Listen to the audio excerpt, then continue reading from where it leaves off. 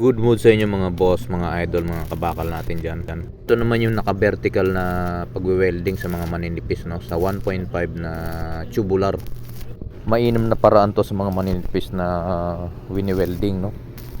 At ayan na nga, naka-vertical yan, no? Uphill kung tawagin.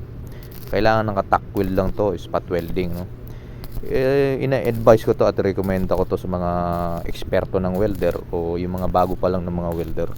Itong pag-welding alam na to ng mga eksperto, alam ko diyan. Alam ko sa mga eksperto alam nila to.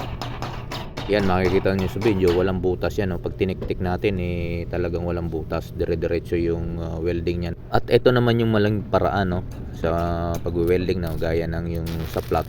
Ito pa vertical naman to. Ito yung mali, di ba? Kapag nga ito ay uphill mo at dire-diretso yung pag-welding mo, no, dahil sa sobrang nipis nito, nabubutas ito, tingnan nyo, di ba? Butas-butas.